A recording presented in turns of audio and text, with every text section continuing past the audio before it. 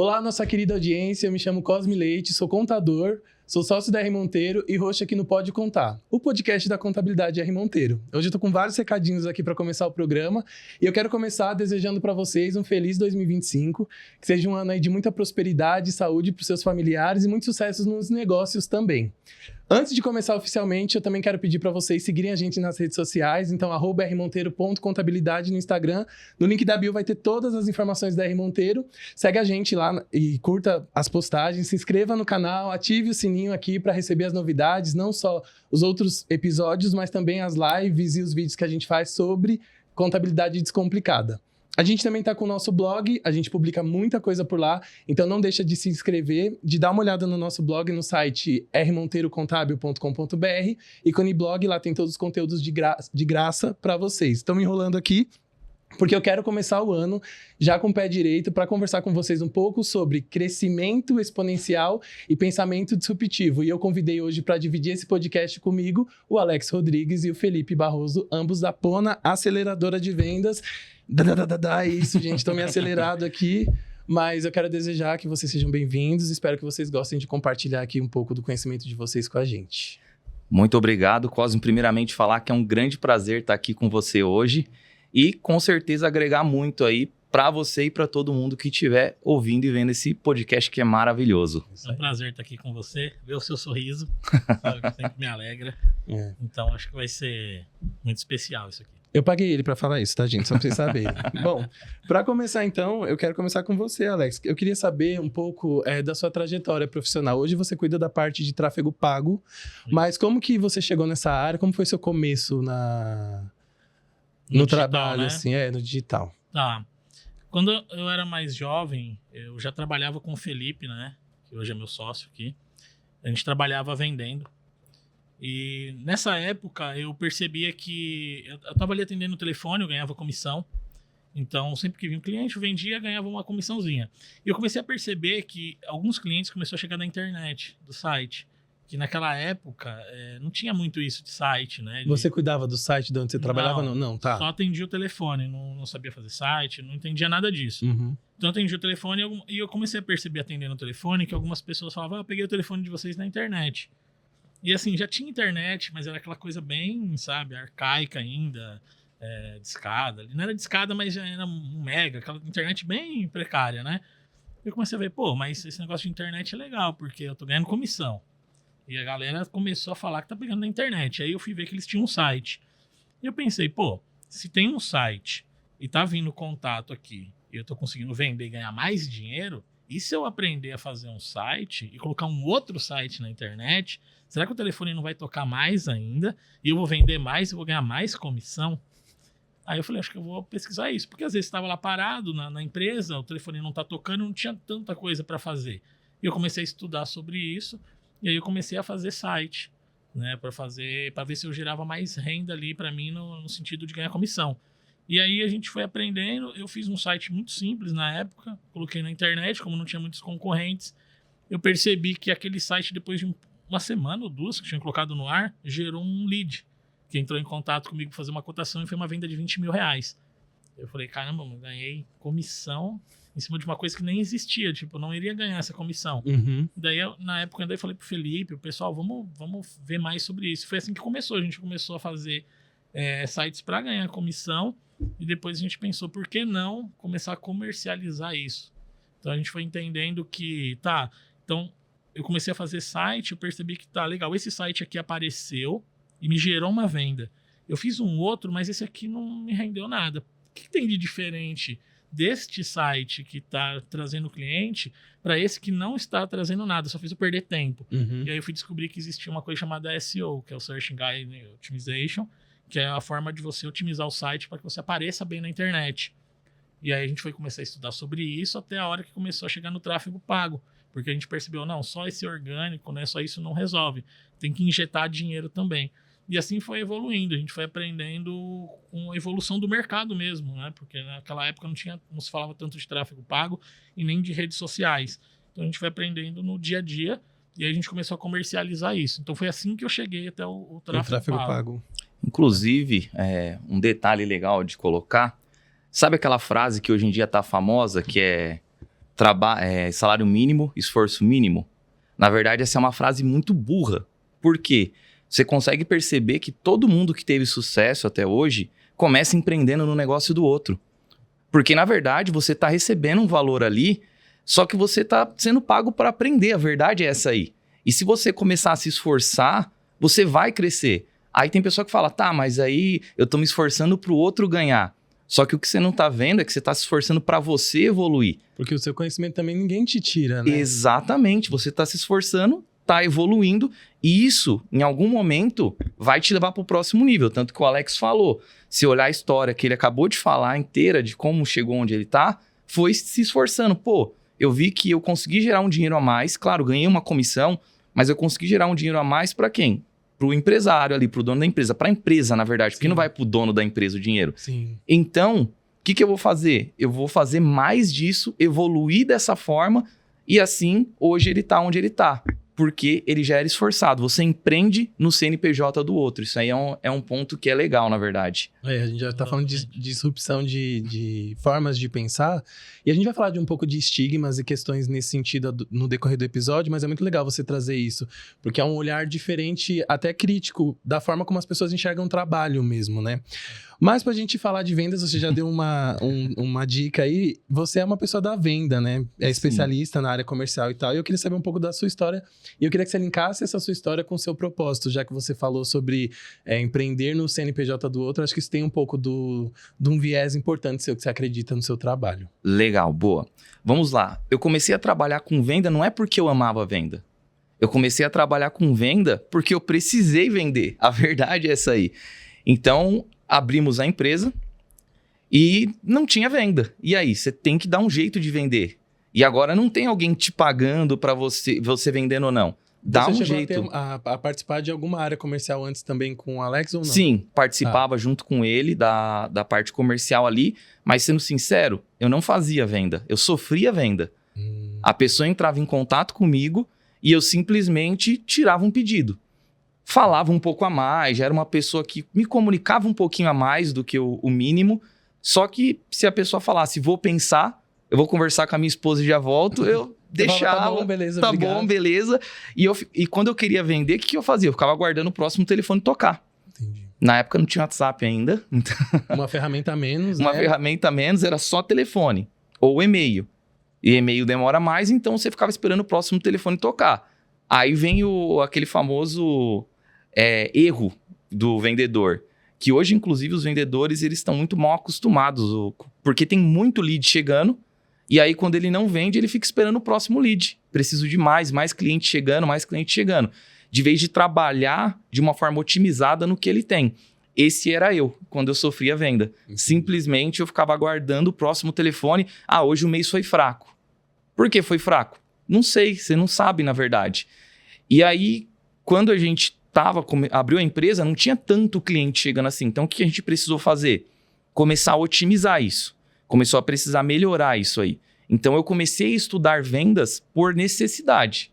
A necessidade de fazer a minha empresa crescer. Só que no meio desse processo, aí eu me apaixonei pelas vendas, na verdade. Então, eu comecei a entender que não era uma coisa de sorte. Venda não é uma coisa que você nasce com dom. Isso é balela. Eu já ia te perguntar isso. Não tem dom de venda. Você tem técnica de venda. Tem pessoas que, por algum motivo, às vezes na escola, queria chamar a atenção e aí acabou falando mais e todo mundo elogiava e a pessoa acabou se destacando e tem uma certa facilidade de vender. Só que assim... Mas isso também não é garantia de venda, né? Não. A pessoa que vai falar muito não vai ser um bom vendedor. Na verdade, quando você pega aquele vendedor que fala muito, ele atrapalha a venda acontecer. Porque o bom vendedor não é o que fala muito, é o que pergunta muito. O bom vendedor é o que escuta muito. Então, você vai fazendo as perguntas certas e guiando o cliente no processo da compra. Então, na verdade, a melhor forma de fazer uma venda é fazer o cliente se vender. Você vai perguntando a necessidade dele e quando ele entende que ele precisa do seu produto, aí você apresenta e convence ele de que você é a melhor solução pro caso dele. Você mostra o valor que você tem. Então, esse foi um processo que eu fui aprendendo ao longo dos anos, tá? Não foi da noite pro dia, ainda mais porque eu nem sabia que eu tinha essa necessidade. Eu achava que eu sabia vender. Já trabalhava na área, falava, eu sei vender. E aí, na hora que eu percebi que eu não sabia vender, foi a hora que eu falei, pô, preciso entender como é que faz isso melhor. E com o crescimento da empresa, a gente precisou criar um setor comercial para crescer a empresa.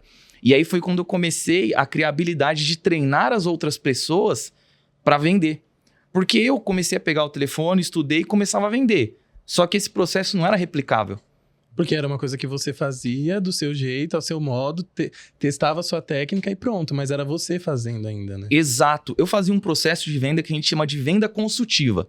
E hoje, quando você abre uma empresa, 99% dos empresários que abrem uma empresa hoje e vendem, eles fazem a venda consultiva, que é uma venda muito boa. Por quê? Ele chega lá como um especialista no negócio e ele vai falando cada necessidade, cada detalhe e achando a melhor solução possível para o cliente dele. Só que o que acontece? É muito boa esse tipo de venda, só que ela não é replicável. Porque pensa, hoje eu tô com 14 anos só de empresa aberta mesmo, né? E assim, quem que vai ter a experiência que eu tenho hoje para vender como eu vendo? Ninguém. Então a venda consultiva ela não é replicável, ela não cria escala dentro da sua empresa. Se você quiser ter uma empresa que trabalha de uma forma escalável, você precisa ter scripts de venda. E aí tem pessoa que odeia script de venda, que fala, meu, isso aí parece um robô. Parece que é um atendente te ligando. O motivo do meu contato é para. E não é assim que funciona. Quando você sabe lidar com um script de venda, parece que você está falando do fundo do seu coração. Só que é um script que você está repetindo ali sempre, interpretando. Então, quando você começa a dominar o script de venda, você começa a criar escala para a sua empresa. Porque você cria como se fosse uma máquina de vendas ali no seu setor comercial. Você começa a ter pessoas e colocar elas para replicar esse processo. Então, você está pegando uma mente que está há 20 anos no mercado ali, aprendendo, trabalhando com isso, criou processos e agora você colocou um vendedor que às vezes tem 1 ano e ele está repetindo esse processo. Então, isso foi uma disrupção que abriu a minha cabeça para começar a criar setores comerciais. Hoje você enxerga que o setor comercial ainda é negligenciado dentro das empresas? 100%. Toda empresa que a gente chegou até hoje, o problema de vendas dela era no setor comercial, não era no marketing. A empresa geralmente chega na gente querendo contratar um serviço de marketing, só que o problema está no setor comercial. E o marketing é bem mais fácil de corrigir também, quando tá com um problema. Para o empresário, é mais fácil você corrigir o marketing do que as vendas. Porque a venda é muito... ele tem muita ligação emocional com os vendedores que estão na empresa. Por isso que é difícil. O marketing para ele é fácil. Você troca agência, você troca estratégia. Mas e os vendedores que você está pegado ali? Isso que é o mais complexo para trocar. Para uma gestão que faz a questão do comercial. Você estava falando da venda consultiva.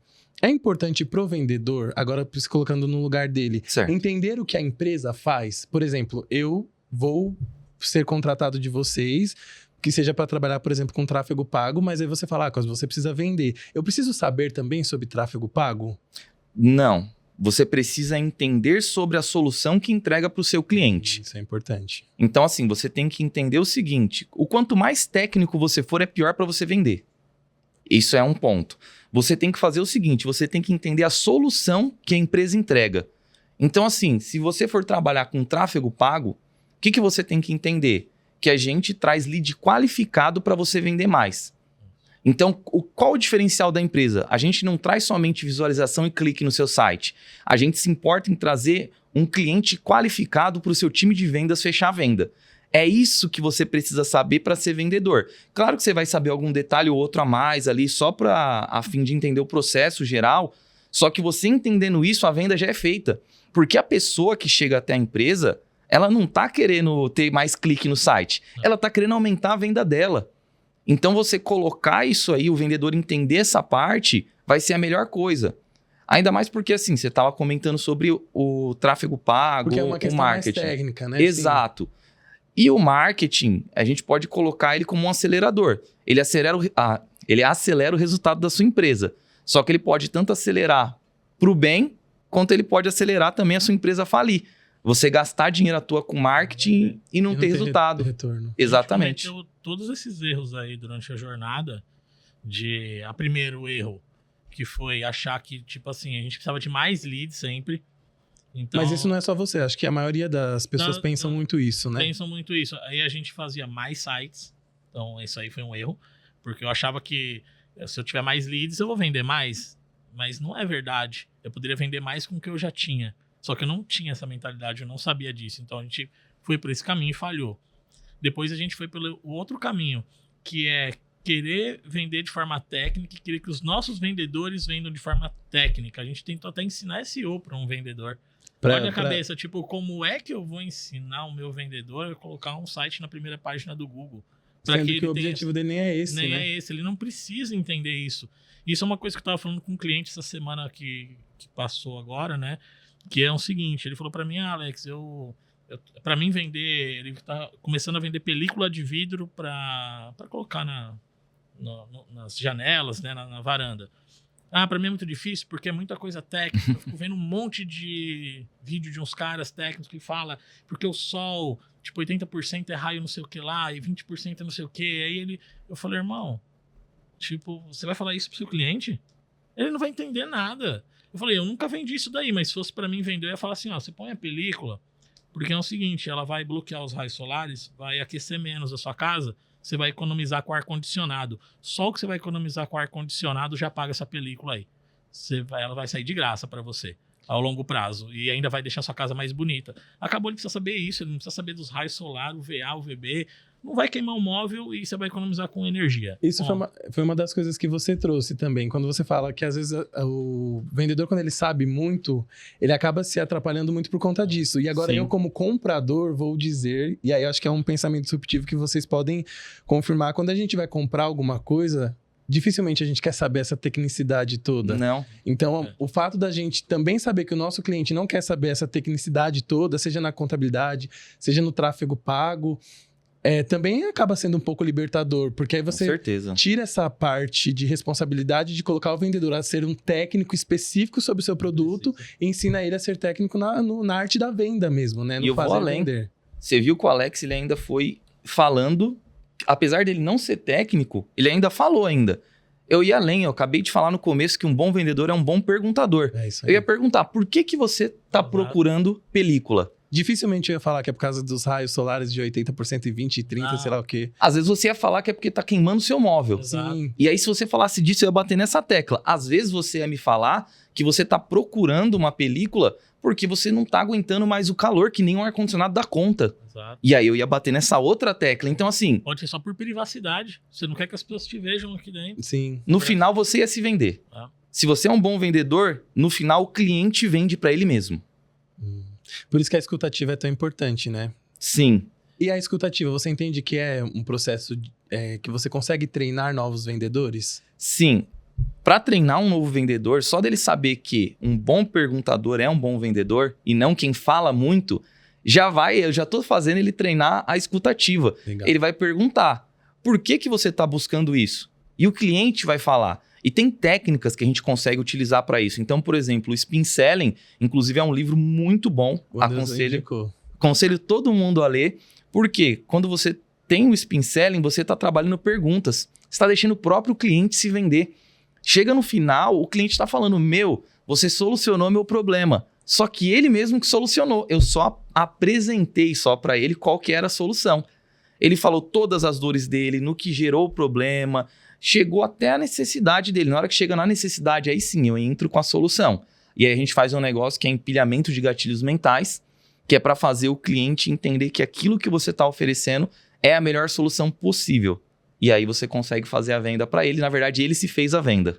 Muito legal. Vocês já estão há quanto tempo empreendendo? Você comentou, já são quanto tempo de Pona? 14 anos. Na verdade, assim, 14 que tá o CNPJ aberto. 14 ou 13, né? 13. Só que eu comecei a empreender na Pona antes ainda. A gente começou primeiro vendendo um site. O primeiro site que eu vendi eu tinha 16 anos. E você já era sócio, já tinha essa relação com o Alex ou não?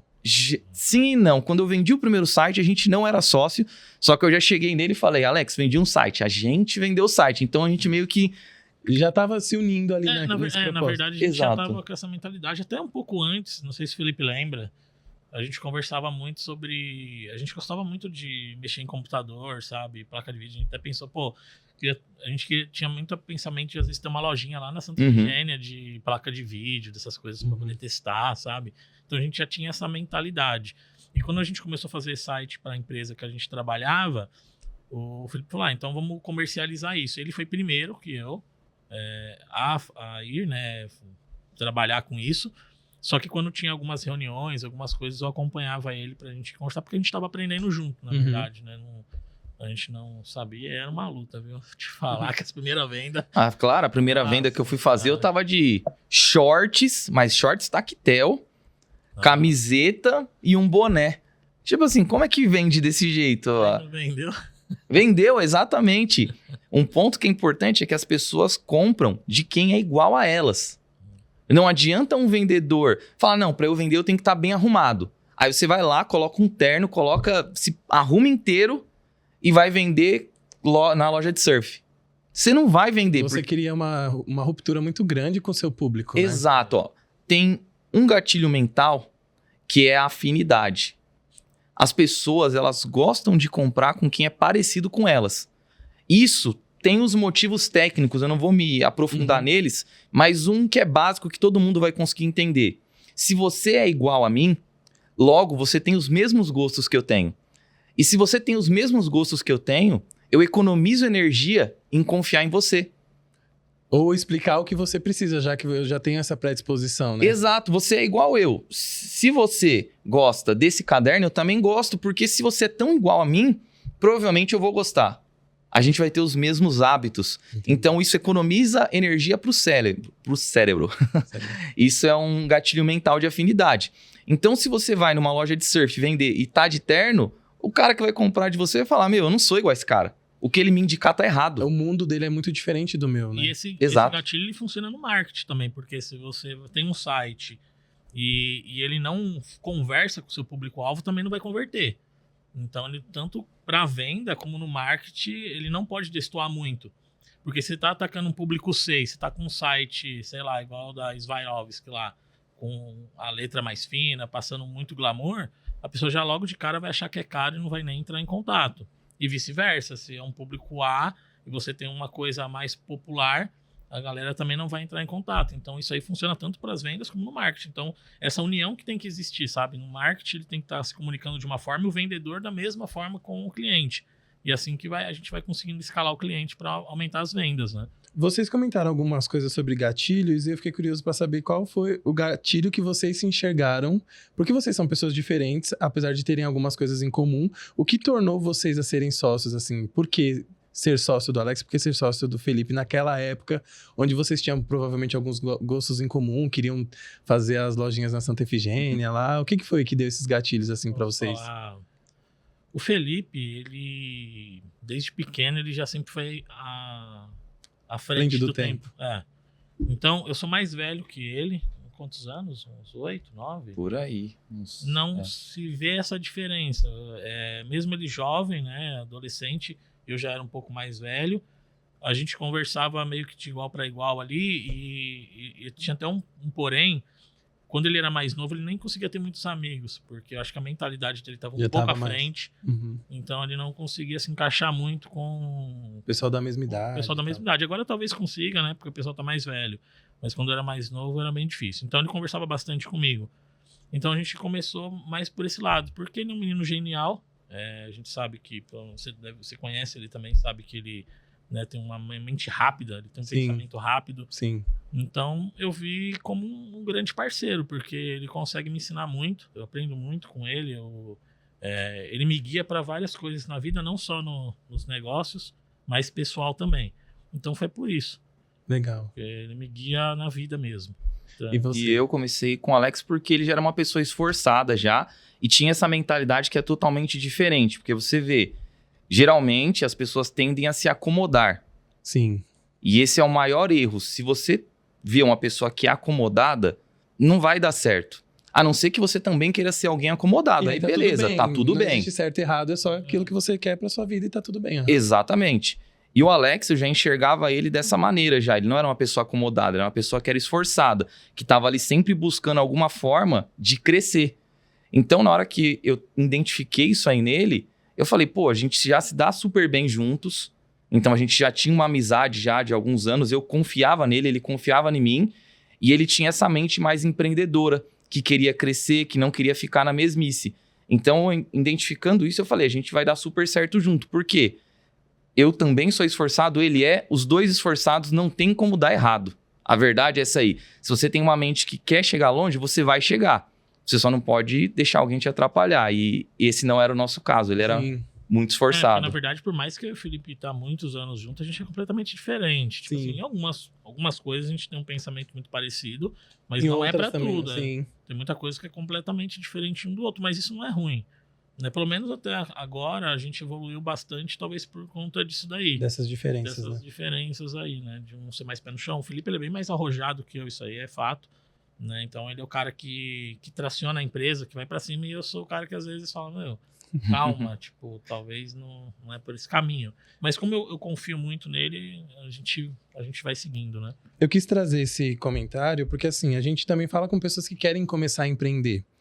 E a gente sabe que empreender é difícil, existem 1 milhão de questões aí técnicas, falando especificamente da contabilidade, questão de tributo, que as pessoas elas temem muito, às vezes por não conhecer e tudo mais.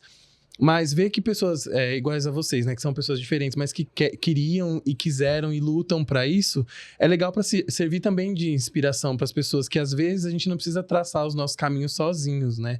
A gente pode se juntar a pessoas que têm os mesmos ideais e os mesmos propósitos e fazer com que esses nossos sonhos se tornem realidade. E a gente, já que a gente já está começando o ano com o podcast, eu queria trazer um pouco disso assim também, para a gente poder falar um pouco sobre essas necessidades. Eu acho que a gente tem que sonhar, a gente tem que tentar fazer as coisas.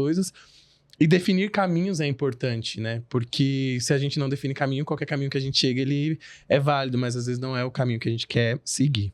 E como que surgiu o nome Pona, assim? De onde que vem isso? Legal. Pona foi... A gente estava trocando de nome, o nome da nossa empresa era G5SO, e a gente queria trocar o nome. Por quê? Porque a gente estava entrando num novo momento. A gente já não trabalhava mais direito com SEO. Apesar de ainda ser expert, a gente não estava focando nisso. Certo. E a gente estava trocando toda a forma como a gente trabalhava. E aí a gente começou a pensar, vamos criar um nome novo. E o processo de criação de nome, não sei se você já passou por algum, é um pouco difícil até. Por onde eu vou, o que eu faço? E a gente olhou para quem nós queríamos ser. Esse é um ponto importante. Na hora que a gente definiu quem a gente queria ser, a gente falou, então tá, a gente queria ser alguém que era uma coisa mais simples não de falta de detalhes, simples de facilitar a comunicação, do cliente chegar falando pra gente, ó, eu quero ter mais leads, só que conversar com ele, não, pera, você tá querendo abrir uma empresa, você não quer ter mais lead, você tá querendo, na verdade, ter mais vendas, é isso? Então, facilitar isso. Criar o cliente nunca sabe o que ele quer. Na maioria das vezes. Sim. Então era facilitar, fazer ele se encontrar. Objetivo, acho que é a palavra melhor. E aí, começando a analisar, a gente vai para outras línguas, né? Pô, como é que é então objetivo em inglês? Como é que é objetivo em tal? E foi indo. E aí eu falei, pera, vamos um pouco além. Qual que é a língua mais objetiva que tem no mundo? E aí quando eu pesquisei isso, eu vi que teve uma canadense que é linguista, né? Acho que é assim que fala, não tenho certeza. E ela é especialista nisso e ela criou uma língua para ser a língua mais simples e objetiva do mundo. E essa língua é chamada de Toque Pona. E Pona significa simplicidade, objetividade facilitar. Exatamente. Tem vários significados dentro desse contexto aí. Então, a gente olhou e falou, meu, esse é o nome. E é um nome simples, rápido, que pega. Então falou, Pona, esse é o nome. Legal. E essa alteração, na verdade, ela veio também muito com o desejo de vocês de mudarem e ressignificar a empresa de vocês. Como que você tem percebido essa mudança depois que vocês trocaram o nome e como vem sendo depois, assim, de transcender esse desejo interno de vocês para o nome da empresa, para a marca, para os trabalhos que vocês têm executado? Foi muito bom, ainda mais contando em relação à troca de cultura, porque esse é um assunto importante. Se você tem uma empresa e a cultura tem que fazer a empresa andar. Quando você tem fruta podre no fruteiro, estraga todas as frutas. Então, o que acontece? A gente precisava fazer uma mudança forte de cultura para trocar quem nós éramos. E quando a gente colocou essa nova marca, foi uma forma de gritar, ó, estamos mudando. Ou você muda junto, ou você sai fora.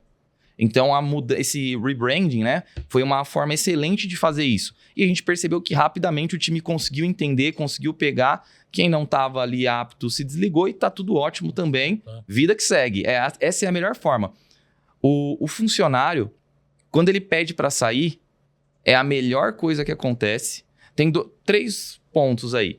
Se o funcionário aceita a cultura da empresa e está ali para agregar, excelente. Você está junto, os dois vão crescer junto.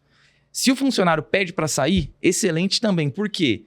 Ele não está habituado àquela cultura, ele não vai render ali, ele percebeu, ele vai ter a vida dele em outro lugar e está ótimo também. É isso aí. O pior problema da empresa, o câncer da empresa, é o funcionário que não está contente com a cultura, mas não quer sair. Ele fica ali fazendo você gastar dinheiro, estragando os outros colaboradores, e aí tem que ver se você, como empresário, tendo essa visão, se você vai ser arregão, vai ter medo de ir lá e demitir ele, que é o que acontece na maioria das vezes, e se você fizer isso, você vai acabar com a sua empresa. Acaba. Ou se você vai ser um gestor de verdade e vai mandar esse funcionário embora. Porque demissão é ferramenta de gestão. Quando você demite alguém, você manda uma mensagem clara para todo mundo. Você fala, não quero isso na empresa. E quando você promove alguém, você demonstra, isso é o que eu quero aqui na minha empresa. O que acontece? Muitas vezes o dono da empresa vai lá e promove alguém só por afinidade. Aí ele tá mostrando para todo o time que, ó, eu quero isso aqui, isso que é exemplo. E aí a empresa vai para baixo. E você manter um funcionário ruim que não tá alinhado com você, é ruim para a empresa e para ele. Pro próprio funcionário, porque ele nunca vai evoluir. As pessoas têm muito mania de falar que é uma família, mas uma empresa não é bem uma família, tá mais para um time, sabe? Então, se você tá performando no time, tudo bem, a gente tá ganhando o jogo. Se você não tá, você tem que ir para outro time, porque às vezes a pessoa não tá performando na sua empresa, ela não tá mais contente. E se você manter ela lá, às vezes essa pessoa vai estar num burnout, às vezes vai deixar ela em depressão, e ela às vezes não tem coragem de pedir as contas, porque ela tem os problemas dela, e você tá segurando uma pessoa, ela tá fazendo ela entrar em depressão, ela não tá performando, ela não tá feliz, ela não tá te fazendo feliz, quando na verdade se você poderia realocar ela, falar pra ela, ó, aqui não dá mais, às vezes ela vai para outra empresa, lá ela vai performar bem, vai ser feliz, e você vai colocar uma outra pessoa na sua empresa que vai ser feliz também.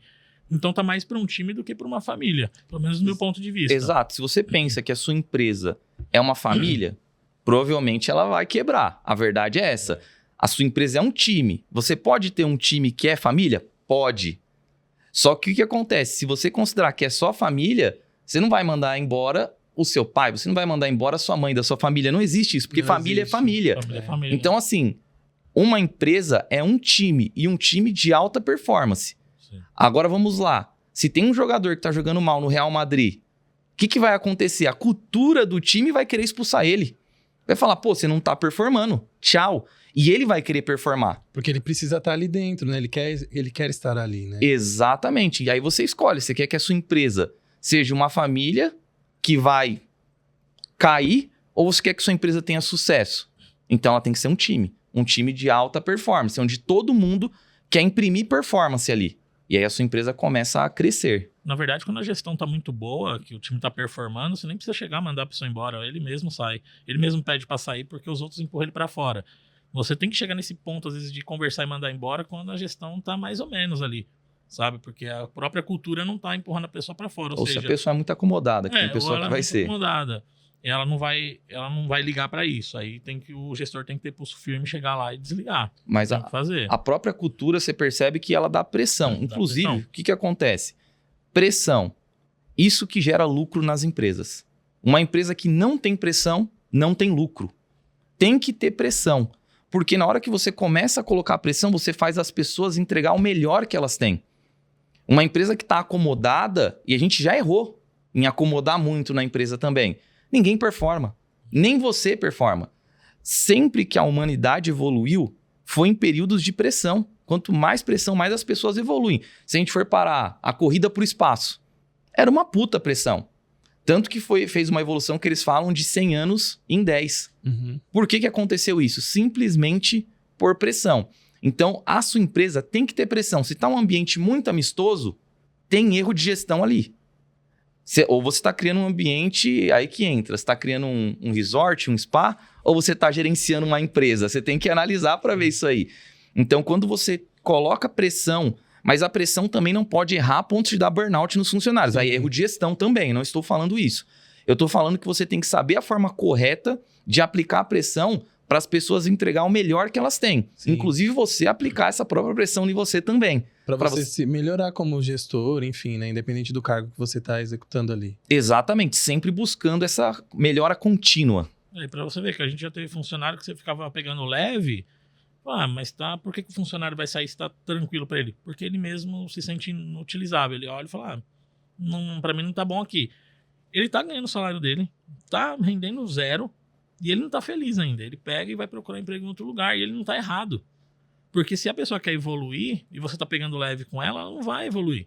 Exatamente. Então, de qualquer forma, isso não é saudável nem pra empresa nem pro funcionário. Então, cara, igual o Felipe falou, tem que ter, né, uma rédea ali, mas você tem que ter um equilíbrio, porque senão também você vai deixar a pessoa maluca.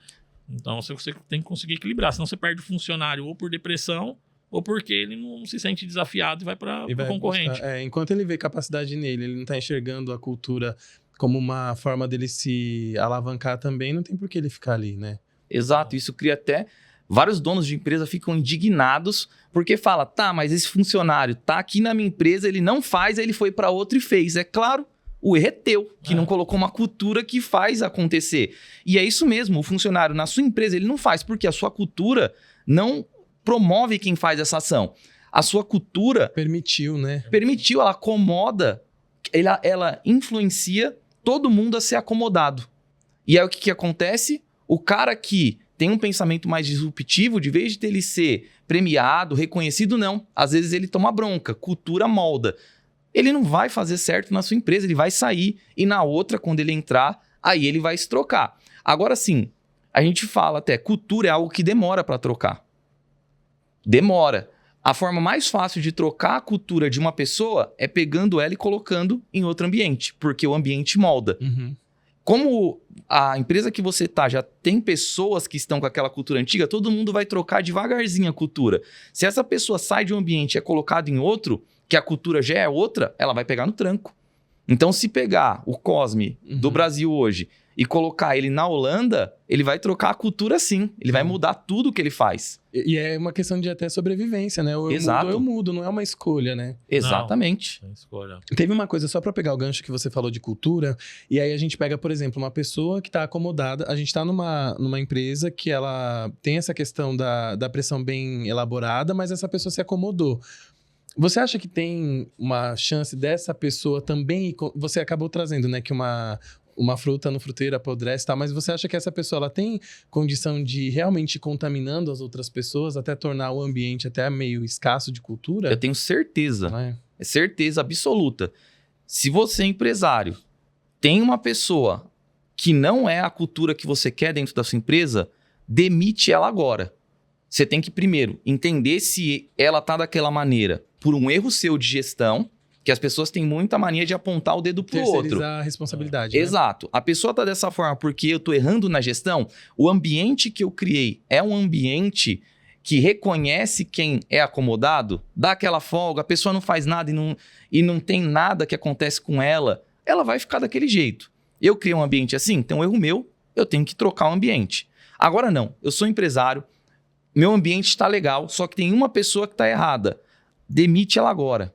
Se ela não quer mudar, não é você quem vai mudar ela. Então manda ela embora, você vai estar ajudando ela, porque ali ela vai sofrer uma pressão gigantesca e que nem o Alex disse, às vezes ela vai entrar em burnout, depressão, porque ela não é dessa cultura, deixa ela arrumar emprego onde... Faça sentido para ela, né? Exato, onde faz sentido para ela. Você vai estar ajudando ela, você e o seu time. A verdade é essa. Legal. Alex, eu queria voltar para você, só para... Depois eu vou pegar o gancho aqui. O que hoje você faz na Pona? Hoje você é sócio da Pona e você fica responsável por quais áreas lá? Eu sou CMO, mas dos clientes eu cuido do tráfego pago. Então, todo mundo que precisa de tráfego pago é com você que a pessoa... E você, Felipe, o que você faz lá dentro da Pona? Hoje eu trabalho na parte de estruturar o setor comercial lá. Então, eu cuido dessa parte. Muitas vezes eu também, se é necessário falar com o cliente, também vou lá, vou conversar com o cliente. E faço bastante relação. Então, relação com as pessoas mesmo. Faço network, entendo, trago possíveis parcerias para a empresa. Trabalho muito nessa parte aí de comunicação, né, como um todo. E como que a Pona pode ajudar o empresário a crescer? Bom, vamos lá. Primeiro que a gente não vai passar a mão na cabeça de nenhum empresário. A gente vai chegar e vai mostrar o que está acontecendo de errado.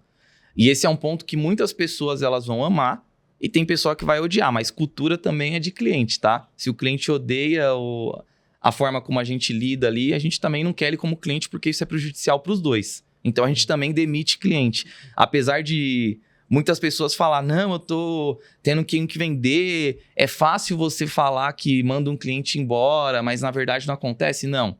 Se o cliente não é da cultura da empresa, a gente manda ele embora e acabou. Ele vai sair de qualquer jeito, então... Exato. Tanto faz, na verdade. A gente ajuda o cliente a chegar lá, porque o que acontece? Qual a melhor forma da sua empresa crescer?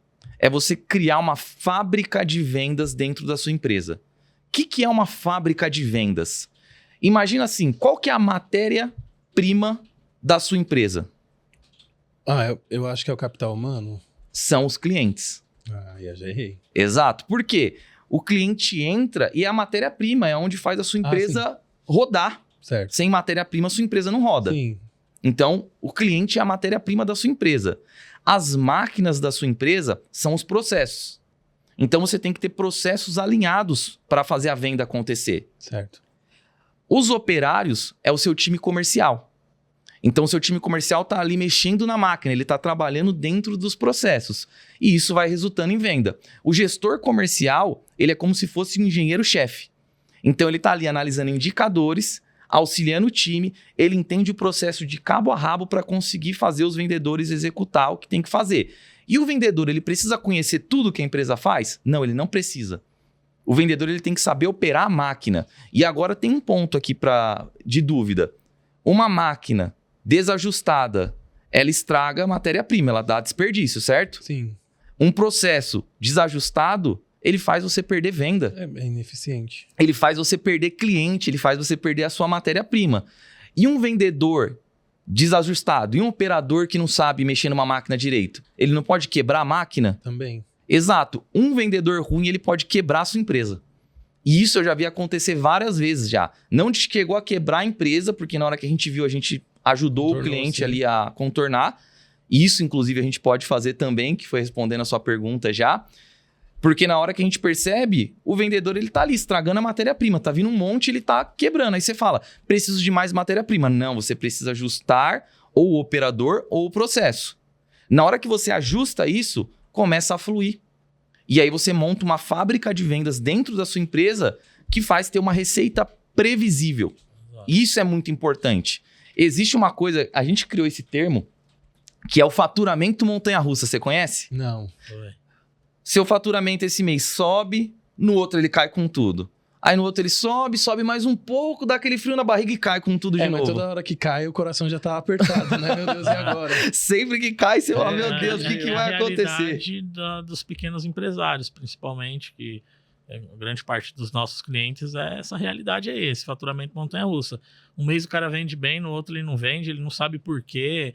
Às vezes, uma época do ano que era para ele vender bem, ele vendeu mal, e na época que era para ser fraco, ele vendeu bastante.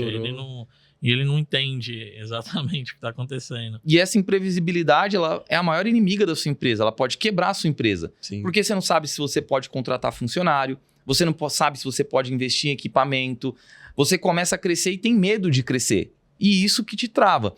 Então, quando você tem previsibilidade na venda, quando você tem essa fábrica de vendas montada, você consegue ter esse crescimento contínuo e previsível. E isso que é muito importante. Tem uma coisa também que na consultoria nossa faz, eu converso com muitos clientes e demora um tempo, né, quando eles são pequenos, para eles entenderem que eles precisam disso.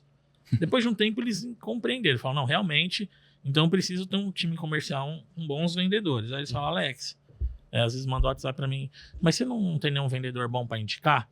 Porque eu não conheço ninguém, eu não tenho os vendedores bons. Eu falo o seguinte, um bom vendedor, um cara que é bom mesmo, vamos pegar o Felipe aqui, que é um cara que vende muito bem. Ele não vai trabalhar na empresa para pagar o salário que você está oferecendo, que é, sei lá, um salário mínimo. Um bom vendedor, primeiro, que ele está empregado. Você não vai achar ele desempregado. Segundo, ele está empregado e está ganhando bem. Então você tem que roubar ele do mercado. Então você tem que pagar mais ainda. E não está dentro da sua realidade nesse momento. Sai muito mais barato para você, às vezes, contratar a nossa mentoria, pegar o Felipe para treinar um vendedor cru e transformar ele num bom vendedor, do que você pegar já um no mercado que já tem essa habilidade. Então a gente resolve até esse problema. Do cara não consegue encontrar um vendedor, ele só precisa ter alguém esforçado. Se ele tiver uma pessoa que é esforçada e que quer aprender, a gente vai conseguir transformar ele num vendedor bom. Nossa, que gancho, porque eu já ia perguntar como que é a consultoria de vocês. Queria que vocês falassem um pouco mais, assim, pra quem tá assistindo, né? De repente precisar contar com vocês, como que é? Perfeito. Primeiramente, a gente dá uma consultoria voltada para criar essa fábrica de vendas dentro da sua empresa. E muitas pessoas querem milagre. Elas querem que eu chegue lá e faça a empresa dela vender mais, que o Alex chega e resolve tudo. Números. Exato. A consultoria nossa não é pro vendedor. A nossa consultoria é pro dono da empresa. Porque é ele que é o engenheiro-chefe, é ele que vai conseguir moldar a empresa dele. Só que a gente chega e guia ele pelo caminho. Por quê? Muitas vezes ele começa a ir para caminhos que vai fazer ele quebrar ou que vai fazer ele perder tempo à toa. Então a gente está chegando já com o caminho das pedras. Olha, para sua empresa crescer, você precisa fazer isso, aquilo, esse caminho que você está indo está meio errado. Então a gente vai dando toda uma assessoria para ele criar uma fábrica de vendas dentro da empresa dele para conseguir crescer de maneira previsível e contínua.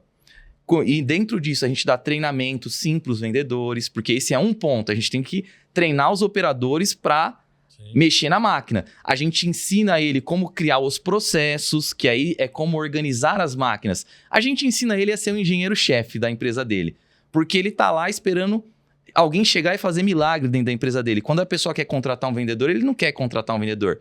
Ele quer contratar um santo que faz milagre, chega lá e resolve tudo. Do mesmo jeito, a agência de marketing. O cara não quer uma agência, ele quer o guru do marketing. Ele quer que chegue ali de vendido já. Que você não precisa fazer nada. E quer colocar R$1.000 e quer que chega... Eu quero gastar 1.000, eu quero vender 1 milhão. Não vai acontecer, sinto te informar, mas essa não é a realidade do mercado. Exato. Então, a gente não vai fazer milagre, respondendo também a sua pergunta. O que a gente vai fazer? É um trabalho sóbrio, onde ele vai entender quais são os processos necessários para a empresa dele começar a vender mais, como que o time dele tem que fazer e treinar o time dele também, para ele conseguir vender mais e quais indicadores. A gente chega estruturando a empresa dele nesse quesito. Então, o que é indicador? Por que tem que ter meta? Como é que cria? Como é que estrutura um setor comercial? E vou te falar que o cliente nosso que menos cresceu teve um aumento de 109% no faturamento. Esse foi o que menos cresceu. Quanto? 109%. Por quê? Não tem como dar errado. A gente está falando sobre gestão empresarial. E a maioria das empresas não aplica tudo de gestão empresarial que tem. Isso é um padrão. E eu não estou falando que são empresas pequenas, até empresas grandes. Muitas vezes eu já cheguei em empresa que é grande, o cara gera milhões, só que você começa a olhar e fala, tá, entendi, você tem boa parte do processo organizado, só que esse ponto aqui você não tem, tá faltando uma máquina para você. E aí na hora que a pessoa implementa aquela máquina... Aí o processo roda. Exatamente. Por que a gente até fala máquina? Porque é pouco esforço e muito resultado, que é isso que uma máquina faz. Uma máquina, ela faz você ter pouco esforço e muito resultado. Por isso que teve a Revolução Industrial. Sim. Por que foi uma revolução? Devidamente por isso, porque as máquinas fazem isso aí. Então, quando a gente fala que as máquinas são os seus processos, é isso. Uma empresa boa, uma empresa que cresce, não é uma empresa que tem as melhores pessoas. É uma empresa que transforma pessoas comuns em extraordinárias. E como que você transforma pessoas comuns em extraordinárias? Criando processos extraordinários. Porque a pessoa só tem que seguir aquilo e vai sair lá. Uma fábrica de carros, ela só tem... O operador, ele não sabe montar um carro, mas ele sabe pintar uma porta. O processo é extraordinário. Lá na ponta final, sai um carro. Processo de enriquecimento de urânio, plutônio, é a mesma coisa. Você não precisa saber tudo, cada um precisa saber só a sua parte. Exato. E saber fazer e fazer bem feito também, bem feito. né? Querer fazer bem feito e tal. Exato. Além disso aí na mentoria, só comentando que não é só a gestão e vendas. A gente também bate na parte de marketing. Não é que a gente vai ensinar o empresário a fazer uma campanha de Google, a fazer uma campanha de Facebook, não. Mas a gente vai ensinar ele a ler os relatórios, que é um problema que os empresários têm. Eles contratam uma agência de marketing, eles recebem um relatório, eles não entendem nada do que está acontecendo e eles aceitam tudo que a agência está falando, como se fosse a verdade. Não é bem assim. Às vezes a pessoa está focada em trazer, sei lá, meu objetivo para minha empresa é querer leads. E a agência está fazendo um trabalho e está trazendo só impressão. Então não conversa. Então eu tenho que ensinar ele, se o seu objetivo é ter clientes, são esses indicadores que você tem que olhar e é isso que você tem que cobrar da sua agência. Do jeito que está aqui, está errado. Então a gente vai ensinar essa parte também para quê? Para ter essa comunicação do marketing das vendas. Porque não adianta o Felipe chegar lá e ensinar, ele fazer a gestão, ensinar o vendedor, se não está chegando lead. Não tem matéria-prima. Não tem a matéria-prima, então não adiantou de nada. Então não é que a gente vai chegar lá e falar, não, você tem que trocar de agência. Às vezes é só comunicação. Às vezes você não soube se comunicar com a sua agência e a forma que você falou, ela está fazendo, está executando. Sim. Só que você não soube se explicar. Agora eu vou te ensinar, então, como que você vai chegar para sua agência e vai fazer a solicitação correta daquilo que você precisa, né? Exatamente. Gente, conhecimento é poder, viu? Sobre marketing, a gente fala muito de marketing o tempo todo, então marketing de vendas, marketing digital, enfim. Só que eu participei de um evento de vocês no ano passado e acho que foi numa palestra sua, você comentou que esse marketing que a gente usa, ele é um termo mais generalizado. Aí eu queria que você falasse um pouco sobre isso, porque nem tudo é marketing. Não, o marketing, na verdade, a palavra, ela é muito aplicada errado, né? Porque o marketing é estratégia. Quando a gente pega e vai fazer um Google Ads, por exemplo, vou anunciar no Google, vou colocar lá meu site na primeira página, ou vou fazer um post patrocinado no Instagram, isso é publicidade e propaganda. Você está publicando uma coisa, uma informação, e você está propagando ela. O marketing em si é a estratégia por trás, o porquê que você pegou aquele post e propagou ele na internet. Né? Por que você o que está está por trás daquilo, O que está né? por trás daquilo? Por que você tomou essa decisão? Sabe? Então, marketing é estratégia.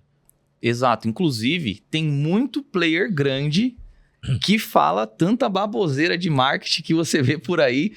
Fala que marketing é você saber se aparecer, fala que marketing é sobre você. Não é, esquece tudo que vocês escutaram de marketing, principalmente dos players grandes. Marketing é a estratégia, é isso. Pensa que é invisível o marketing, você não vê o marketing. Então falar marketing é essa propaganda aqui, não. Isso é propaganda, você já falou. Marketing é você ir aparecer, não. Isso é outra coisa. Marketing é invisível. Se você está vendo, não é marketing. Marketing é a estratégia que guiou tudo. Você tem um objetivo final. Cada etapa do plano, isso foi marketing. O marketing é estratégico. E quando as pessoas falam, eu faço marketing de contabilidade, por exemplo. Não. Quem faz marketing de contabilidade é quem criou a empresa de contabilidade. É o CMO da empresa. Por quê? Marketing de contabilidade é criar estratégia para vender o serviço de contabilidade dele. O que você pode fazer é publicidade e propaganda e auxiliar o CMO da outra empresa a criar essa estratégia. Eu trabalho com marketing esportivo. Não. Quem trabalha com marketing esportivo é o dono do clube, é a FIFA. Eles sim trabalham com marketing esportivo. Você fez uma publicidade e uma propaganda no meio do jogo. No marketing tá incluso até você fazer a análise de mercado, de concorrentes. Porque como você vai se posicionar se você nem sabe aonde você deve se posicionar? Então tem que ter toda essa estratégia, toda essa análise antes para saber. O cara fala, porque às vezes chega numa agência de marketing, aí fala assim, não, o cara só faz Facebook, às vezes. Tem agência que é especializada nisso. Ele chega para você e fala, Cosme, é o seguinte, não, você tem que pôr no Facebook, porque tá todo mundo no Facebook, é lá que você vai vender mais. Mas às vezes seu negócio não vende no Facebook. Meu cliente não tá no... Não interessa. Você pode fazer o melhor post do mundo, patrocinar, vai trazer às vezes algum resultado, mas ele não vai ser lucrativo, não vai compensar. Às vezes o seu público ele tá no Google. Ou ao contrário, às vezes não adianta fazer Google, tem que ser Instagram, ou tem que ser LinkedIn, sabe? Ou às vezes nem tá no digital o seu público. Então tem que ser, o marketing é feito essa análise, essa disrupção mesmo, né, de você estratégia. entender. Exatamente. Nossa, muito legal. E você, Felipe, usa um termo que é o crescimento previsível, né? Apesar da gente estar falando aqui de crescimento exponencial, a gente está atrelando muito esse pensamento, esse crescimento ao pensamento disruptivo, que é a gente quebrar alguns estigmas e realmente conseguir crescer de fato. Mas você usa esse crescimento previsível. Como que funciona isso na prática? Legal, vamos lá. Inclusive, que é um pensamento disruptivo. Vamos lá, já tomei alguns aqui, mas vamos lá. Vamos lá. Se você é um empresário que depende da sorte para crescer, você está brincando de ser empresário. Você não é um empresário de verdade, você não é profissional. Por isso que a gente fala que tem que ter crescimento previsível. Como é que a gente usa isso? A gente primeiro vai atrás dos indicadores necessários para o seu negócio. Então, a primeira coisa que a gente tem que entender é quantas vendas você faz a cada X clientes que chega na sua empresa. Então, por exemplo, a cada 10 clientes que eu falo, eu faço 5 vendas. Legal. A minha taxa de conversão é de 50%. E aí a gente está começando a criar uma previsibilidade, porque eu sei que se chegar 20 clientes aqui, eu vou vender para 10. Então, a gente começa a criar previsibilidade. Então, qual é meu ticket médio? Aí, o que é o ticket médio? É só você pegar o quanto que você vendeu e dividir pelo número de serviços. Vamos supor que eu vendi 10 serviços a R$1.000. Então, a gente vai ter meu ticket médio aí de R$1.000. É bem resumido para não dificultar. Sim. Então, agora eu sei que se eu falar com 20 clientes, eu vou vender 10, que vai me dar R$10.000. Se eu quiser vender R$20.000, eu preciso falar com quantos clientes? 40 clientes. Agora, a gente começou a criar previsibilidade. Claro que existem outros indicadores que vão entrar aí para auxiliar, só que isso é ter previsibilidade. Agora, você não está dependendo da sorte. Agora, você tem algo real ali para você trabalhar. Então, você começa a ir atrás do seu crescimento previsível. Pô, eu vejo que nesse ano aqui eu quero chegar a 100 mil de faturamento. Ou você melhora a sua taxa de conversão, ou você aumenta o seu ticket médio, ou você corre atrás desses leads que precisam chegar para você. Então, a gente vai ajustando a nossa fábrica de vendas e vai fazendo isso acontecer cada vez mais. Acho que é a maneira mais fácil de explicar como que é a fábrica de vendas ali, como é que faz você vender e crescer de forma previsível. E você, falando sobre essa questão do lead, aí eu volto a pergunta para ti, que é aquela questão de que muitas vezes o cliente ele chega para você e fala assim, mas eu quero mais lead, mas também não necessariamente vai resolver meu problema. E como que é para você assim, quando o cliente chega, você ajuda ele a entender essa meta, a bater essa questão? A conversão tá um pouco mais atrelada à questão comercial, mas como é para você, por exemplo, a R. Monteiro chegar e falar assim, eu quero tanto de lead? É todos os clientes que chegam com essa ideia, não é? Como que é? Não, a maioria dos clientes, eles chegam só querendo aparecer... Ele quer vender mais, na verdade. Ele fala... Na verdade, o cliente ele chega meio desorientado, né? Ele ouviu alguma coisa, então ele quer, tipo assim, eu queria aparecer na internet, porque eu quero aparecer mais, para ver se chega mais clientes para mim. A verdade é essa. Mas ele não tem essa noção de quantos leads ele precisa. Isso é uma conversa que eu vou tendo, geralmente, depois que a pessoa já é meu cliente. Então, eu vou começar a falar, vamos tentar fazer esses cálculos que o Felipe falou, porque eles têm que estar atrelados, o marketing e as vendas. Só que, no começo é difícil, porque o cliente ele não sabe nem quanto que ele vende, e nem qual é o ticket médio dele. Sim. Então, isso é um problema. Porque se ele já soubesse de tudo isso, igual o Felipe falou, eu sei que se eu chegar 10 clientes para mim, eu vendo 5, e meu ticket médio é R$1.000, se eu já tenho essa informação, ótimo, eu vou lá no Google, a gente vai fazer uma campanha, e vou falar, quanto você quer vender? Eu quero vender, sei lá, 20 mil, sei lá. Então tá bom, então você vai precisar, sei lá, de 40 leads ou 20 leads. Quanto que custa o lead no Google? Dá para saber. Através do quê? De rastreio. Então, quando a gente começa uma campanha para o cliente, a gente tem que ir no passo a passo, porque a maioria dos clientes, eles ainda não tem essa mentalidade. Então, eu vou começar a falar para o cliente, o seguinte, eu vou fazer a campanha para você. O nosso foco aqui não é ter clique. O nosso foco é eu levar o máximo de contatos possível para você. E para o meu cliente, eu vou falando até um pouco mais simples. O máximo de WhatsApp aí para você vender, que é o que ele quer, que o WhatsApp chama. Então, a gente começa a fazer essa estratégia para ele, para a quantidade de leads. E aí, aos poucos, eu vou mostrando, se você está gastando mais ou menos aqui de investimento, uns R$30 para cada vez que seu WhatsApp chama aí. Você precisa de mais contato? Então é só multiplicar. Se é R$30, se você quer 10 contatos por dia, 300. Então a gente vai indo desse jeitinho. Até o cliente começar a entender mais sobre esses indicadores. Porque no começo eles não têm essa noção de que dá para ter essa previsibilidade. E por isso que eu, Felipe, às vezes tem muito foco no Google, porque o Google traz mais previsibilidade. Como ele é fundo de funil, igual a R. Monteiro, eu vou conseguir ver mais ou menos quanto que está saindo o clique em um cálculo básico, eu vou saber uma média de quanto que você tem que gastar de investimento para que uma pessoa entre em contato. O Google ele me dá esse poder. O Facebook e o Instagram, eles são marketing de atenção. Então, requer que o meu criativo, o vídeo que eu estou postando lá, ou a imagem, ele chame a atenção do público para que ele entre em contato com você.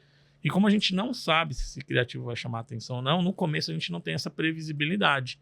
No futuro a gente vai ter. Só que não é toda empresa que tem capital para ficar portando lá e a gente ficar testando vários criativos, várias coisas. Vai chegar um momento que a gente vai testar, vai acertar e vai falar, a média por lead está saindo tanto, então tanto vai ter previsibilidade no Face quanto no Google. Só que o Google ele dá essa previsibilidade mais rápido. Então, para a empresa que é pequena, a gente tende a orientar ele por esse caminho, onde tem uma previsibilidade mais rápida até ele conseguir se levantar e às vezes pegar uma mentoria com o Felipe, com a gente, para ele entender essa parte comercial e conseguir juntar o marketing e as vendas, né?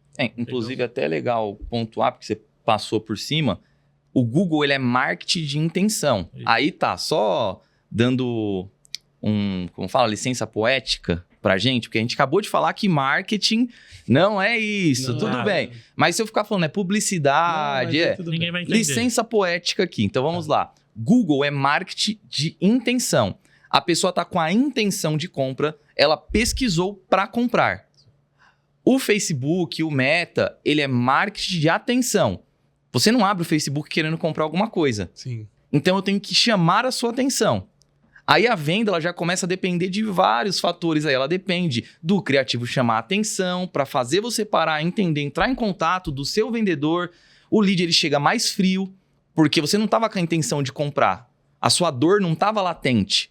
Então você vai chegar e aí o vendedor vai ter que despertar o interesse em você de se aprofundar nisso aí. Então, o Google ele é melhor para uma empresa que está querendo gerar um faturamento rápido e o produto dela é um produto que as pessoas já entendem, já conhecem. Sim. Agora sim, se você está criando um produto novo, ninguém tem a intenção de comprar o seu produto. Aí você tem que ir para o marketing de atenção. E claro que a gente consegue mesclar as estratégias para quê? Para você conseguir atrair leads mais baratos também com o marketing de atenção e os leads mais previsíveis aqui com o Google, que é o marketing de intenção. Então é legal colocar essa diferença dos dois, que é para não ficar solto assim, né? O que é marketing de atenção, o que é marketing de intenção? A maioria das pessoas nem sabem disso, elas simplesmente dizem que, eu quero anunciar no Meta. Por quê? Não sei, porque é bonito. Porque todo mundo tá lá, meu concorrente tá lá, eu acho que ele tá crescendo, ele nem sabe, às vezes não é por causa do Instagram, às vezes tá crescendo por outro motivo, mas Sim. a pessoa tem na cabeça dela isso daí. Mas quando a gente fala marketing, entenda que é só para contextualizar. Para estamos com licença poética aqui.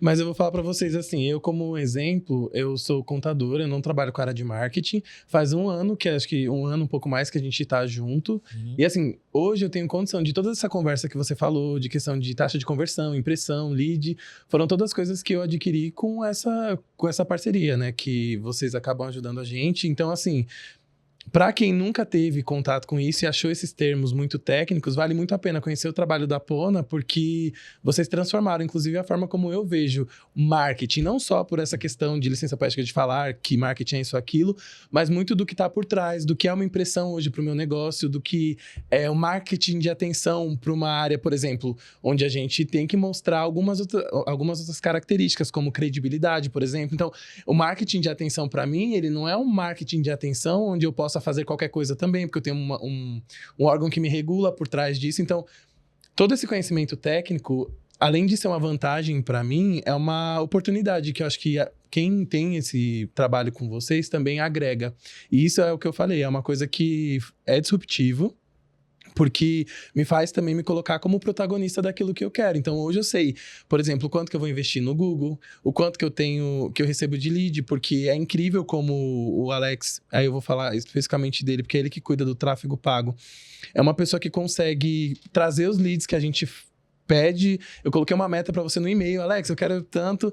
E é incrível como você faz e acompanha, e o quanto você também acaba dando dicas e fazendo acontecer nas abordagens que a gente tem no comercial dentro da R Monteiro, da gente ter amadurecido essa ideia do cliente que vem indicado para o cliente da internet, como que cada coisa... Enfim, dá para discorrer isso aqui durante muito tempo, mas eu acho que é um trabalho incrível, assim, e foi uma disruptura, assim, para mim, começar a enxergar as coisas desse lado. Eu tive, inclusive, a oportunidade, como R Monteiro, de participar de 2 eventos com vocês ano passado.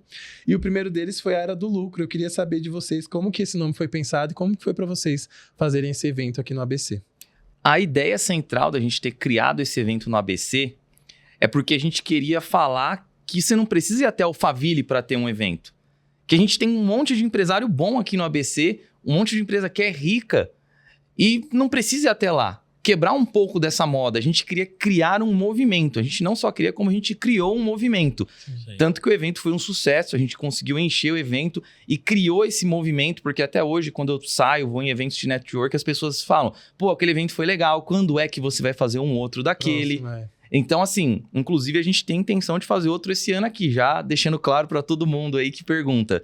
A Era do Lucro 2.0 tá vindo aí, galera. Exato. E a ideia era... Por que o nome Era do Lucro? A gente tem alguns motivos aí, tanto que a gente não queria fazer alguma coisa, só um evento por ser um evento. A gente queria fazer um evento que fosse divertido e que ao mesmo tempo trouxesse transformação na vida das pessoas. E tem até um outro ponto que é legal, você tinha perguntado no começo sobre a minha missão. A minha missão é conseguir ajudar empresários a crescer, porque eu via como que era difícil. Meu pai tem empresa, então assim, viver sem essa previsibilidade, em você não saber se você vai conseguir vender, se você vai conseguir crescer a sua empresa no mês seguinte. Tem um monte de empresário aí que tem medo de falir a empresa, tem uns que voltam para a CLT e jogam o sonho deles fora. Então, a missão é criar essa previsibilidade, ajudar empresários a crescer. É realmente ajudar, mudar vidas. Porque quando a gente cria um empresário que está ali profissional, um empresário que consegue ter uma empresa e sustentar ela, a gente está mudando não só a vida dele para ele alcançar os sonhos dele, como a gente está mudando a vida de muitas famílias, dos colaboradores que estão lá, da família dele também. Então, eu queria trazer, a gente, né? Queria trazer esse movimento aqui para o ABC e mostrar e profissionalizar os empresários que estão aqui no ABC. E a gente até fala, tem muita pessoa que fala, vendedor de curso, vendedor de mentoria e não sei o quê, e começa a entrar esse preconceito. O que eu tenho a dizer é que, assim, dinheiro eu vou ganhar em qualquer coisa que eu fizer. É um detalhe. Porque o que acontece? Eu sou uma pessoa que sou esforçada. O Alex também é, você também é. A gente estuda, a gente trabalha muito. Então o dinheiro vai vir em qualquer lugar que eu tiver. A diferença é que eu quero colocar isso junto com o meu propósito. Por que não fazer isso da melhor forma possível? Por isso a ideia de fazer um evento também. Porque, mas eu tenho meus clientes. Realmente, eu ajudo. Só que quando eu crio um evento, eu consigo mudar a vida de muitas pessoas. De uma vez só. A internet também, claro, ela ajuda, tá aqui num podcast, ajuda a falar com os empresários e mudar muitas vidas de uma vez só. Só que um evento, ele realmente cria esse movimento. Por isso que foi essa a ideia. E a gente sempre foi aqui do ABC, eu pelo menos fui desde criança, né, nasci em São Caetano. Então, assim, a ideia de criar o evento aqui no ABC é exatamente isso, porque eu nasci aqui, fui aqui, fiz minha empresa aqui, já ajudei um monte de pessoas aqui, então vamos fazer esse movimento aqui que é para os próprios empresários do ABC entender que, claro, o Alphaville lá gira muito dinheiro, só que o ABC gira muito também. Empresa. Tem muita empresa. E uma coisa, o ano passado, né, eu faço, igual eu falei, o tráfego pago na empresa, mas o ano passado comecei a fazer mais ou menos igual o Felipe, a participar de grupos de network, de empresários, né, para aumentar minha rede também, levar clientes para a empresa. E comentando, né, sobre esse evento aí da Era do Lucro, foi nosso primeiro evento. Foi um evento que a gente colocou, foi uma terça-feira, né? Foi uma terça-feira. Foi uma terça-feira, a gente colocou 100 empresários lá. E claro, foi uma correria, a gente maluqueceu, tá, para conseguir. Só que quando eu converso com a galera, né, até pessoas que fazem eventos, falam, a gente fez nosso primeiro evento, né, lá em 2024. Numa terça-feira conseguimos colocar 100 pessoas, as pessoas ficam impressionadas. Por ser um primeiro evento, a gente não tem experiência. Porque assim, eu tenho experiência em tráfego pago, mas não para um lançamento de um evento. Porque existe expertises dentro do próprio tráfego pago, né? Então, mesmo assim, a gente conseguiu. Para nós foi muito gratificante, porque a gente conseguiu ver o nosso potencial, sabe? De colocar uma meta e alcançar ela com todos os desafios, mesmo sendo uma coisa que a gente nunca tinha feito. E eu já vi muita pessoa tentar fazer evento e falhar, sabe? E a gente conseguiu, mesmo no primeiro, com a garra e com a coragem, colocar lá a galera e palestrar lá também. Nunca tinha palestrado também, subir lá e falar no palco. Então, foi algo muito gratificante para mim, né? Acho que para o Felipe também, para todo mundo que participou. Com certeza. Esse também é um ponto importante que, assim, quando você coloca uma meta, você alcança ela, mas você tem que acreditar. Então, o primeiro erro dos empresários, eles não têm uma meta. Você tem que ter uma meta porque isso abre a sua cabeça, faz todos os caminhos que você enxerga convergerem até a sua meta. E não adianta você só colocar uma meta e falar, queria ter e deixar. Não, você tem que acreditar que essa meta já aconteceu. Tem até uma passagem na Bíblia que fala disso. Fala assim, peça, mas considere que já foi feito. E isso é muito importante. Você tem que pedir? Tem, mas você tem que considerar que já está feito. Você tem que ter a fé absoluta de que aquilo já está feito. E então acontecerá. E é a mesma coisa quando você cria uma meta. Você não tem que criar e deixar ela de enfeite. Você tem que viver aquela meta, você tem que colocar ela na parede, você tem que mostrar ela pra todo mundo. Um monte de pessoa, eu não vou mostrar porque tem olho gordo. Meu, vamos falar real. Se tivesse olho gordo e afetasse esse tanto assim, o Silvio Santos não ia estar rico, o Pablo Marçal não ia estar rico. Olha o tanto de pessoa que é rica, multimilionária. Você acha que não tem olho gordo em cima deles? Mas se você consegue ser parado por um olho gordo, não era pra você ter isso. A verdade é essa. Se você é parado por um olho gordo, você não merece isso que você tem. Então, assim, você tem que colocar uma meta, tem que mostrar, tem que se comprometer e correr atrás dela. E aí você consegue chegar. Então, esse é um ponto que é muito importante. A gente tinha a meta de colocar 100 pessoas nesse primeiro evento. E a gente colocou. E eu vou te falar que do jeito que foi acontecendo, parecia que tudo ia dar errado. Só que todo dia que eu abri o olho, eu tinha a certeza absoluta de que ia ter 100 pessoas lá. Eu já enxergava aquele auditório cheio. Nos últimos dias, parece que tudo conspirou a favor e foi enchendo assim, ó, dia após dia. Até quem estava assessorando a gente para fazer o evento, inclusive muito profissional, ela estava preocupada, porque ela falava, entendi que vocês têm sua meta, bonitinho, mas assim, vamos pensar, vamos olhar a realidade. Porque, sei lá, tá faltando 3 dias pro evento e tem 30 pessoas. Como é que vocês vão colocar 100? Não vai dar certo, eu nunca vi isso acontecer. Então... Queria adiar, né? Adia, não vou adiar. Pra mim era, não vou adiar, eu tava irredutível. Vamos deixar nessa data porque vai ter o 100. Mas isso aí foi uma coisa que o Felipe falou, ele tava bem decidido. Ele falou, eu vou fazer nesse dia nem que eu esteja só eu lá no palco com o microfone, não importa. Vai ser nesse dia e acabou. E se não for ninguém? Não foi ninguém. Mas a gente vai fazer. Exato. Então, foi pra cima. E aconteceu. Se acreditar. Se não acreditasse, não aconteceria. Então era uma fé. E claro, é uma fé cega? Não. Eu sei que eu tenho as habilidades para isso. Eu sei que meu time tem as habilidades para fazer o que a gente fez. Tanto que a gente fez. Sim. Então não era uma fé simplesmente cega.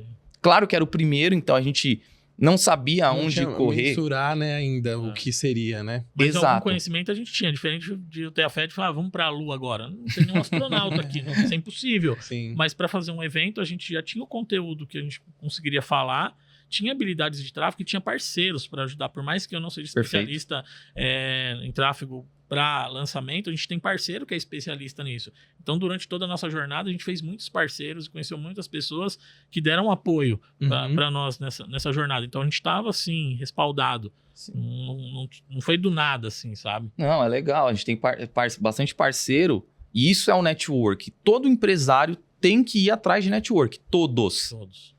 Isso muda o jogo. Ninguém alcança o sucesso sozinho. Ninguém na história alcançou o sucesso sozinho. Então, você que é empresário e não tem uma rede de network, você tá achando que você é o alecrim dourado, que você vai alcançar e ninguém alcançou. Não vai. Então, assim, sempre vá atrás de pessoas. É elas que vão fazer você chegar no próximo nível. Apesar do Alex não saber fazer... Não sabia, na verdade, porque hoje já mudou tudo, né? Fazer tráfego para evento... Mas a gente tem parceiro, tem amigo meu pessoal, irmão, que fazia tráfego pago pro Pablo Marçal, pro Primo Rico. Hoje faz o tráfego pago do Davi Braga, pros eventos do Davi Braga. Então, assim, apesar da gente não saber, a gente tem parceiro que é especialista em eventos, sabe? Então... Deixa eu pegar um gancho aqui e perguntar aí, como lidar com o medo? Porque quando a gente fala de sonho e a gente fala de não mensurar as coisas, a gente tem uma coisa dentro da gente chamada medo, insegurança. E aí vocês estavam aí a ponto de pivotar um evento que mudaria e impactaria a região, mas em algum momento, por mais que você tivesse fé, talvez tivesse te dado um pouco esse medo, assim. Como que vocês lidaram com isso? Primeiramente, quem é corajoso? As pessoas confundem muito isso. Coragem não é você não ter medo. É você fazer com medo. É você fazer com medo. Porque se você não tem medo, você não é corajoso. Exato. Você não tem medo, você não precisa ter coragem. É. Então, coragem é você fazer com medo. E agora, tem uma frase que eu gosto muito que é a seguinte. Na verdade, não ter medo é até meio perigoso, né? Exatamente. É verdade. É perigoso. Uhum. Tem uma frase que eu gosto muito que é a seguinte. O mais preparado sempre vai trabalhar para o mais corajoso. Essa é uma frase que eu escutei do Flávio Augustus e é isso mesmo. Porque se você está preparado, tem todo aquele conhecimento, mas não age, você vai trabalhar para alguém que às vezes sabe menos do que você, só que tem muito mais coragem do que você tem. Então, assim, medo, tive muito. Pô, a gente investiu ali mais de 50 mil naquele evento. E se ele ficasse vazio? Tá bom, eu ia pagar 50 mil para ninguém. Jeito, exatamente. Já tava pago, né? Já tava pago. Indo ou não indo as pessoas. Sim. Então, medo, tinha, com certeza. E aí você duvida de você mesmo. Pô, mas eu nunca fiz isso antes. Será que eu sou capaz? Só que toda vez, crendo e tendo fé, eu consigo. Então, você sempre vai ser jogado pro seu resultado. O momento de pressão faz você agir, faz você performar para o que você está preparado.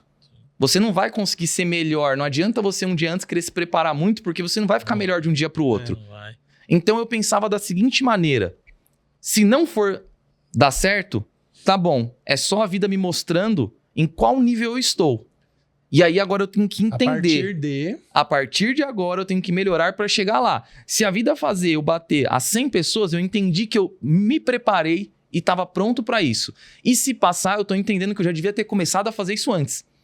Então, o fato de eu ter colocado uma meta e batido exatamente a meta que eu coloquei, me mostrou que eu criei uma meta até que sóbria. Eu criei uma meta pro que eu estava preparado. Se eu tivesse errado, aí mostraria, pô, treina mais.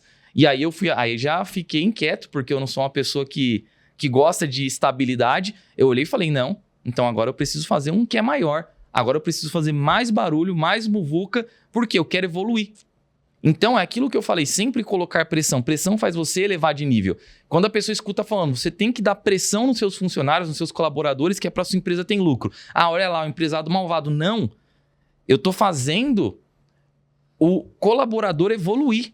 Eu tô fazendo ele se desenvolver e ele crescer mais. Depois que se ele continuar na minha empresa, ele vai crescer junto comigo. Se ele sair da minha empresa, em todo lugar que ele entrar, ele vai agradecer ter trabalhado lá, porque agora ele é uma pessoa muito melhor do que ele era. É isso aí. Então, assim, eu não coloco só pressão nos funcionários, nos colaboradores, eu coloco em mim também, porque eu faço parte do corpo. Mais, eu acho que em nós mesmos do que nos funcionários. E medo é uma coisa relativa, né? Porque tenho medo, a gente tinha, né? Claro, igual você falou, só que cada um tinha um diferente.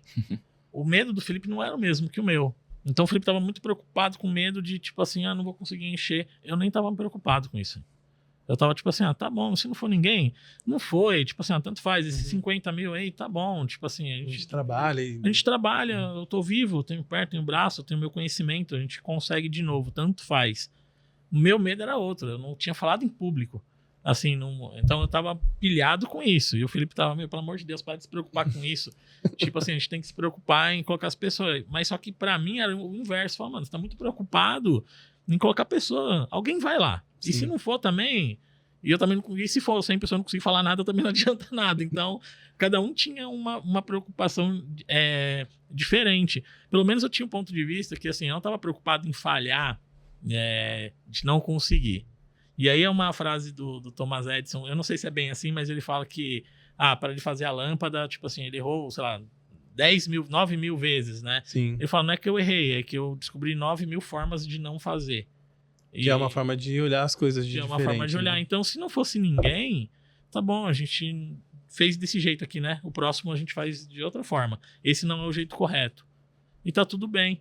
Então, meu medo não estava relacionado a fracasso no evento, de não ir às pessoas. Porque eu já sabia que o Cosme ia, por exemplo, já ia estar feliz. Mas, ó, isso que você tá falando, eu vou até trazer para um exemplo. Hoje eu não gosto muito de decorar as coisas, porque eu acho que o legal do podcast é a gente fazer uma coisa mais natural. Mas como a gente tá começando o ano, eu tinha muita coisa para fazer e eu sou bom para decorar.